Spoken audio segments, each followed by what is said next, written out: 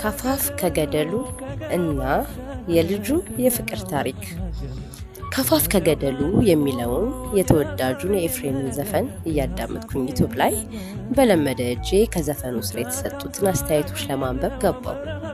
አንድ ቀልቤን የሳበው ጽሑፍ አየሁ። ስሙ ለጊዜው ይቆይና ጽሑፉ እንዲህ ይላል። በጣም የምወዳት ልጅ ነበረች። ጎረቤታችን አዲስ አበባ።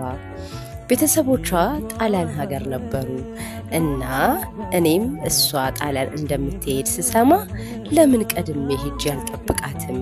እዛ ሄጄ በማለት ከአዲስ አበባ ጎንደር፣ ሁመራ፣ ሐምዳይት፣ ገዳሪፍ፣ ካርቱም፣ ደንጉላ፣ ቁፈራ የሊቢያ ቦርደር ስንደርስ የሊቢያ ወታደሮች መለሱን።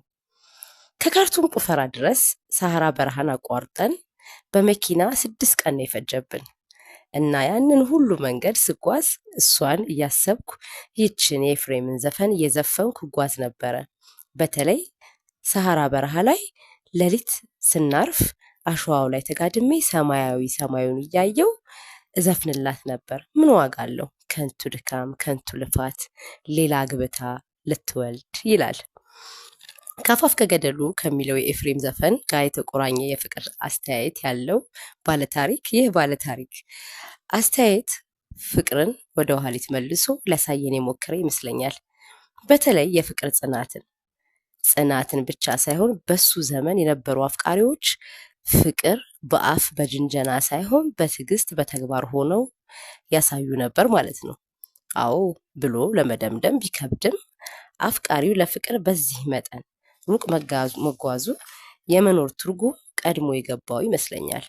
በእርግጥ የሁሉም ሰው ልብ አንድ ባይሆንም ይህ ባለታሪክ ለፈለገው ነገር መሆን ያለበትን እንደሚሆን በዚህ አጭር ታሪክ መረዳት አይከብድም።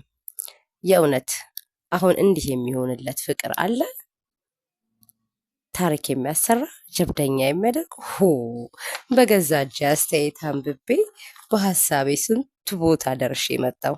ደሞስ ለካ የሰው ልጅ የሚሰደደው ኑሮን ለማሸነፍ ብቻ አይደለም። አንዳንዱ ፍቅር፣ አንዳንዱ ኑሮ፣ አንዳንዱ ጥላቻ፣ ብቻ ሁሉም ሰው በኑሮ ለመሸነፍ ስም ከሀገር በተለያየ ምክንያት ይወጣል። ሰው ለሰው ግልጽ የማያደርገው ብዙ ነገር ይኖርበታል። መግለጽም ግዴታው አይደለም። በጣም የሚገርመው ግን ሰውን ከተቀመጠበት ብድግ አድርጎ የሚያሮጠው ወይ ለውጥ የሚያስመኘው ከልቡ ከውስጡ ለፈለገው ነገር ብቻ ነው። ሁሌም ሰው ይህ አለው። እስኪ አሁን ባለንበት ወቅት የዚህን ልጅ የፍቅር ታሪክ አሁን እንደተደረገ እናስበውና ምን የሚሆን ይመስላችኋል? እኔ የሚመስለኝ በመጀመሪያ እግረኛው ሚዲያ ታሪኩን አጋኖ እንቁዬና ብርቅዬ ዘመናችን ታሪክ አድርጎ እንግዳ አድርጎ ያቀርበዋል። ከዛ አግብታ የጠበቀችውን ልጅ በቪዲዮ ኮል ወይም ጣሊያን ድረስ ሄዶ ቃለ መጠይቅ ያደርግላታል። እያለ ጉድ እየተባለ በየሚዲያው ሽፋን ይሆናል። እነገሌ ደግሞ በእንባ እየተራጩ ያሞቁታል እያለ የሳምንቱ ምርጥ የማህበራዊ ሚዲያ አጀንዳ ሆኖ ይከርማል። ከዛም ልጁም ታሪኩም ይረሳል። ፍቅርም ይረሳል። የእውነት ምን ያህል ከራሳችን እንደተራራቀን የምናየው ብዙ ነገራችን እንደ ብርቅ መታየት መጀመራችን ነው። እኔስ ገርሞኝ አይደል የጻፍኩት? እስኪ እናንተስ ምን ትላላችሁ?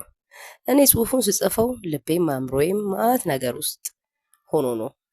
ፍቅር እባክና አንድ ያዘኝ ይቀጥላል ካልታተመው።